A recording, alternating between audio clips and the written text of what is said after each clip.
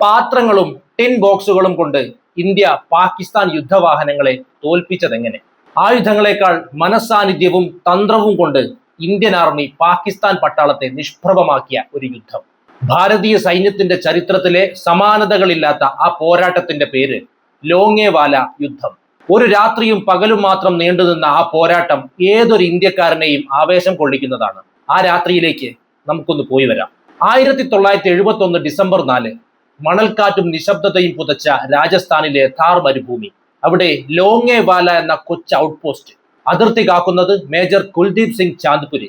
അദ്ദേഹത്തോടൊപ്പം 23-ാം പഞ്ചാബ് റെജിമെന്റിലെ വെറും 120 സൈനികരും. അന്ന് രാത്രി ആ നിശബ്ദതയെ കീറിമുറിച്ചുകൊണ്ട് അതിർത്തിക്കപ്പുറത്തു നിന്ന് ആയിരക്കണക്കിന് ടാങ്കുകളുടെ ഇരമ്പൽ കേട്ടു തുടങ്ങി.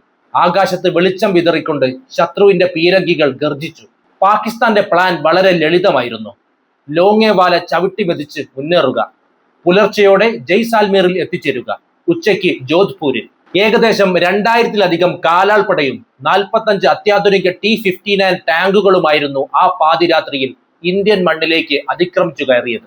തന്റെ മുന്നിലുള്ള ശത്രു സൈന്യത്തിന്റെ വലിപ്പം കണ്ട മേജർ ചാന്ദ്പുരി ഞെട്ടിയില്ല. മുകളിലെ ആസ്ഥാനത്ത് നിന്ന് അദ്ദേഹത്തിന് ഒരു നിർദ്ദേശം ലഭിച്ചു. ഒന്നുകിൽ പിന്തിരിയുക, അല്ലെങ്കിൽ എയർഫോഴ്സ് എത്തുന്നതുവരെ പിടിച്ചു നിൽക്കുക. എന്നാൽ പകൽ വെളിച്ചമില്ലാതെ അന്നത്തെ എയർഫോഴ്സ് വിമാനങ്ങൾക്ക് പറന്നുയരാൻ പ്രയാസമാണെന്ന് ചാന്ദ്പുരിക്ക് അറിയാമായിരുന്നു. നേരം വെളുക്കാൻ ഇനിയും 6 മണിക്കൂറിലധികം ബാക്കിയുണ്ട്. ആ 120 പേർ ഒരു തീരുമാനമെടുത്തു. തിരിഞ്ഞു ഓടില്ല, ഈ മണ്ണിൽ ഉറച്ചു നിൽക്കും. പിന്നീട് കണ്ടത് ചരിത്രത്തിലെ ഏറ്റവും വീരോചിതമായ പ്രതിരോധമാണ്. തങ്ങളുടെ പക്കലുള്ള ഏക റീകോയിലസ് ഗണ്ണും പഴയ 303 റൈഫിളുകളുമായി അവർ മണൽത്തിട്ടകളിൽ നിലയുറപ്പിച്ചു. യുദ്ധതന്ത്രത്തിന്റെ ഭാഗമായി അവർ ഒരു പണി പഠിച്ചു വെച്ചിരുന്നു.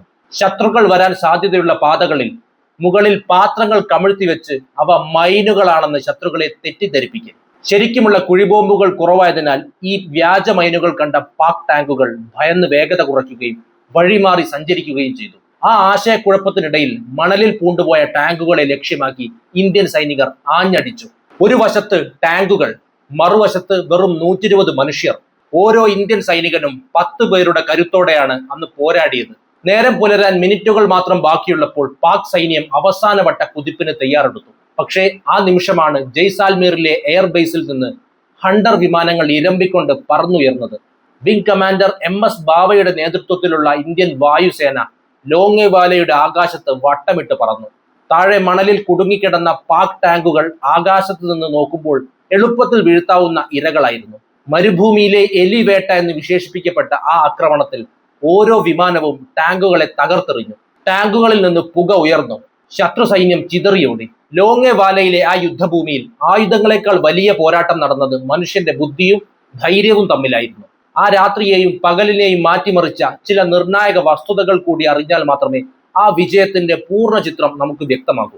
ഇതിൽ ഏറ്റവും പ്രധാനപ്പെട്ടത് ബ്രിട്ടീഷ് നിർമ്മിതമായ ഹോക്കർ ഹണ്ടർ വിമാനങ്ങളുടെ പ്രകടനമായിരുന്നു. സത്യത്തിൽ അക്കാലത്ത് ഈ വിമാനങ്ങൾക്ക് രാത്രിയിൽ ആക്രമണം നടത്താനുള്ള റഡാർ സംവിധാനങ്ങളോ സാങ്കേതിക വിദ്യയോ ഉണ്ടായിരുന്നില്ല.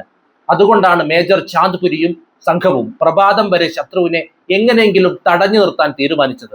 സൂര്യോദയത്തോടെ പറന്നുയർന്ന ഹണ്ടർ വിമാനങ്ങൾ ടാങ്കുകൾക്ക് മുകളിൽ വളരെ താഴ്ന്നു പറന്ന് അവയുടെ മുകൾ ഭാഗം തകർത്തെറിഞ്ഞു. ഒരു ടാങ്കിന്റെ ഏറ്റവും ബലഹീനമായ ഭാഗം അതിന്റെ മേൽക്കൂരയാണെന്ന് തിരിച്ചറിഞ്ഞ ഇന്ത്യൻ പൈലറ്റുമാർ വിമാനങ്ങളിലെ മാട്ര റോക്കറ്റുകളും പീരങ്കികളും ഉപയോഗിച്ച് ആ ടാങ്കുകളെ കളിപ്പാട്ടങ്ങൾ പോലെ തകർത്തു. യുദ്ധതന്ത്രങ്ങളിൽ ഏറ്റവും രസകരമായ ഒരു വസ്തുത ഇന്ത്യ പ്രയോഗിച്ച മൈൻ ഫീൽഡ് എന്ന ബുദ്ധിപൂർവമായ തട്ടിപ്പാണ്. പാക് ടാങ്കുകളെ തകർക്കാൻ ആവശ്യമായ അത്രയും കുഴിബോംബുകൾ അന്ന് ഇന്ത്യയുടെ പക്കൽ ഉണ്ടായിരുന്നില്ല. ഇത് മറികടക്കാൻ മേജർ ചാന്ദ്പുരി ഒരു തന്ത്രം പ്രയോഗിച്ചു. അദ്ദേഹം തന്റെ സൈനികരോട് ഒഴിഞ്ഞ ടിൻ ബോക്സുകളും കപ്പുകളും മണലിനടിയിൽ കുഴിച്ചിടാൻ ആവശ്യപ്പെട്ടു. പാക് ടാങ്കുകൾ മുന്നേറുമ്പോൾ അവരുടെ മൈൻ ഡിറ്റക്ടറുകൾ ഈ ലോഹഭാഗങ്ങൾ തിരിച്ചറിയുകയും ഇന്ത്യ അവിടെ വലിയൊരു മൈൻ ഫീൽഡ് ഒരുക്കിയിട്ടുണ്ടെന്ന് അവർ തെറ്റിദ്ധരിക്കുകയും ചെയ്യും.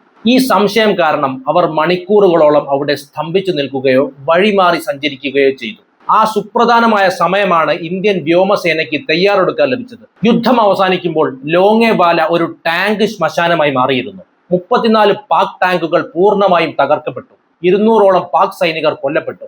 എന്നാൽ അത്ഭുതമെന്ന് പറയട്ടെ, ആ രാത്രി മുഴുവൻ ആയിരക്കണക്കിന് ശത്രുക്കളെ തടഞ്ഞു നിർത്തിയ ഇന്ത്യക്ക് വെറും 2 സൈനികരെ മാത്രമേ നഷ്ടമായിരുന്നുള്ളൂ. ഈ ധീരതയ്ക്കുള്ള അംഗീകാരമായി മേജർ കുൽദീപ് സിംഗ് ചാന്ദ്പുരിക്ക് മഹാവീര ചക്ര ലഭിച്ചു. പിന്നീട് ഇന്ത്യൻ സിനിമയായ ബോർഡർ ഈ സംഭവത്തെ വെള്ളിത്തിരയിൽ എത്തിച്ചപ്പോൾ ലോകം മുഴുവൻ ആവേശത്തോടെ ആ 120 പേരുടെ പോരാട്ട വീര്യം അറിഞ്ഞു. ഇന്നും ലോങ്ങേവാലയിലെ മണലിൽ തുരുമ്പിച്ചു കിടക്കുന്ന ആ പാക് ടാങ്കുകൾ ഇന്ത്യൻ സൈന്യത്തിന്റെ നിശ്ചയദാർഢ്യത്തിന്റെ സാക്ഷ്യപത്രങ്ങളായി അവശേഷിക്കുന്നു. അന്ന് കരസേനയുടെ പക്കലുണ്ടായിരുന്ന പ്രധാന ആയുധം ഒരു ജീപ്പിന് മുകളിൽ ഘടിപ്പിച്ച M40 റിക്കോയിലസ് ഗണ്ണായിരുന്നു. ഭീമാകാരമായ പാക് ടാങ്കുകൾക്ക് മുന്നിൽ ഇത് ഒരു ചെറിയ ആയുധമായിരുന്നിട്ടും ഇന്ത്യൻ സൈനികർ അത് വളരെ വൈദഗ്ധ്യത്തോടെ ഉപയോഗിച്ചു. മണൽ കുന്നുകൾക്ക് പിന്നിൽ ഒളിച്ചിരുന്ന് ടാങ്കുകളുടെ വശങ്ങളിൽ അവർ പ്രഹരിച്ചു. ടാങ്കിന്റെ വശങ്ങളിലെ കട്ടി കുറഞ്ഞ ഭാഗത്ത് വെടിയേറ്റതോടെ പല പാക് ടാങ്കുകളും നിശ്ചലമായി. പാകിസ്ഥാന്റെ ഭാഗത്തു നിന്നുണ്ടായ ഏറ്റവും വലിയ പാളിച്ച അവർ സ്വന്തം വ്യോമസേനയുടെ പിന്തുണ ഉറപ്പാക്കിയില്ല എന്നതാണ്. ഇന്ത്യയുടെ ജയ്സാൽമീർ എയർബേസ് അത്ര ശക്തമല്ലെന്ന പാക് കണക്കുകൂട്ടലുകൾ വിംഗ് കമാൻഡർ MS ബാബയുടെ കീഴിലുണ്ടായിരുന്ന പൈലറ്റുമാർ തിരുത്തിച്ചു. വിമാനങ്ങളിൽ കൂടുതൽ ഇന്ധനത്തിന് പകരം കൂടുതൽ ആയുധങ്ങൾ നിറച്ചാണ് അവർ പറന്നത്. ഓരോ പൈലറ്റും 4 തവണയെങ്കിലും വീണ്ടും വീണ്ടും പറന്നുയർന്ന് ശത്രുവിനെ തുരത്തി. ആയുധ ബലത്തേക്കാൾ വലുതാണ് ആത്മവിശ്വാസവും കൃത്യസമയത്തുള്ള ബുദ്ധിപരമായ നീക്കങ്ങളുമെന്ന് ലോങ്ങേവാല ലോകത്തിന് കാണിച്ചു കൊടുത്തു. ലോങ്ങേവാലയുടെ ആകാശത്ത് അന്ന് വിരിഞ്ഞത് വെറും യുദ്ധതന്ത്രങ്ങളായിരുന്നില്ല, മറിച്ച് മരണത്തെ മുഖാമുഖം കണ്ട പൈലറ്റുമാരുടെ അസാമാന്യ ധൈര്യത്തിന്റെ കൂടി കഥകളായിരുന്നു. ഡിസംബർ 5 പുലർച്ചെ ജയ്സാൽമീർ എയർബേസിൽ നിന്ന് വിമാനങ്ങൾ പറന്നുയരുമ്പോൾ പൈലറ്റുമാർക്ക് മുന്നിൽ വലിയൊരു വെല്ലുവിളി ഉണ്ടായിരുന്നു. തങ്ങളുടെ പക്കലുള്ള ഹണ്ടർ വിമാനങ്ങളിൽ രാത്രികാലങ്ങളിൽ ലക്ഷ്യം കാണാനുള്ള റഡാറുകളോ സെൻസറുകളോ ഉണ്ടായിരുന്നില്ല. വെറും കണ്ണുകൾ കൊണ്ട് താഴെ നോക്കി ശത്രുവിനെ കണ്ടെത്തണം.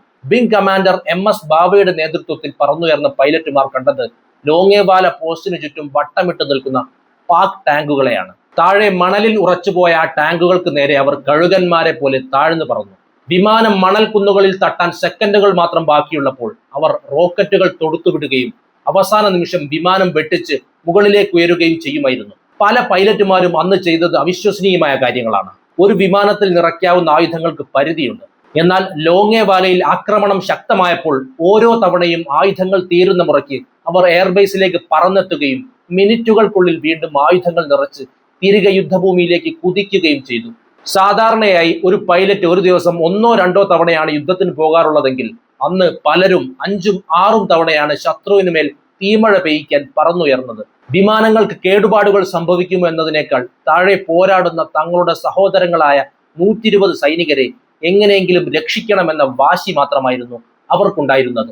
Flight lieutenant RN Bali, flight lieutenant Kapoor തുടങ്ങിയ ധീരരായ പൈലറ്റുമാർ അന്ന് ടാങ്കുകൾക്ക് തൊട്ടുമുകളിലൂടെ പറന്നപ്പോൾ ശത്രുവിന്റെ വിമാന വിരുദ്ധ തോക്കുകളിൽ നിന്ന് അവർക്ക് നേരെ വെടിയുണ്ടകൾ പായുന്നുണ്ടായിരുന്നു. എന്നാൽ അതൊന്നും വകവെക്കാതെ കൃത്യമായ ലക്ഷ്യത്തോടെ ഓരോ ടാങ്കിനെയും അവർ തകർത്തു. വിമാനത്തിന്റെ എഞ്ചിനിലേക്ക് മണൽ കയറാൻ സാധ്യതയുള്ളത്ര താഴ്ന്ന ഉയരത്തിലായിരുന്നു പലപ്പോഴും അവരുടെ അഭ്യാസങ്ങൾ. പകൽ മുഴുവൻ നീണ്ടുനിന്ന ആ വ്യോമാക്രമണം പാക് സൈന്യത്തിന്റെ ആത്മവീര്യം പൂർണ്ണമായും തകർത്ത് കളഞ്ഞു. ആകാശത്ത് ഇന്ത്യൻ വിമാനങ്ങൾ വട്ടമിടുന്നത് കാണുമ്പോൾ തന്നെ പാക് സൈനികർ ടാങ്കുകൾ ഉപേക്ഷിച്ച് ഓടാൻ തുടങ്ങിയിരുന്നു. ലോങ്ങേവാല യുദ്ധം ഇന്ത്യയുടെ ചരിത്രത്തിലെ സുവർണ അധ്യായമായി മാറിയത് മണ്ണിലെ ആ 120 പേരുടെയും ആകാശത്തെ ഈ ചുരുക്കം പൈലറ്റുമാരുടെയും അപൂർവമായ ഒത്തൊരുമ കൊണ്ടാണ്. താർ മരുഭൂമിയിലെ ആ തണുത്ത രാത്രിയിൽ അവർ പിന്തിരിഞ്ഞോടിയിരുന്നെങ്കിൽ ഒരുപക്ഷെ ഭാരതത്തിന്റെ ഭൂപടം തന്നെ മാറുമായിരുന്നു. ആ രാത്രിയിൽ പാകിസ്ഥാൻ കരുതിയത് ഇന്ത്യയുടെ പതനമായിരുന്നു. എന്നാൽ അവർക്കറിയില്ലായിരുന്നു തങ്ങൾ നേരിടുന്നത് മനുഷ്യരെയല്ല, മറിച്ച് ഹിമപാതത്തെ പോലും ഉരുക്കാൻ ശേഷിയുള്ള ഇന്ത്യൻ കരുത്തിനെയാണെന്ന്. ഇന്ന് ലോങ്ങേവാലയിലെ യുദ്ധ സ്മാരകത്തിന് മുന്നിൽ നിൽക്കുമ്പോൾ കാറ്റിലുയരുന്ന ഇന്ത്യൻ പതാക നമ്മോട് പറയുന്നത് ഒന്നു മാത്രം: നമ്മൾ ഉറങ്ങുന്നത് അവർ ഉറങ്ങാതെ കാവലിരിക്കുന്നത് കൊണ്ടാണ്. ഈ വിഷയത്തെക്കുറിച്ചുള്ള നിങ്ങളുടെ അഭിപ്രായങ്ങൾ കമന്റ് ചെയ്യൂ. മറ്റൊരു വിഷയവുമായി വീണ്ടും കാണാം. നന്ദി.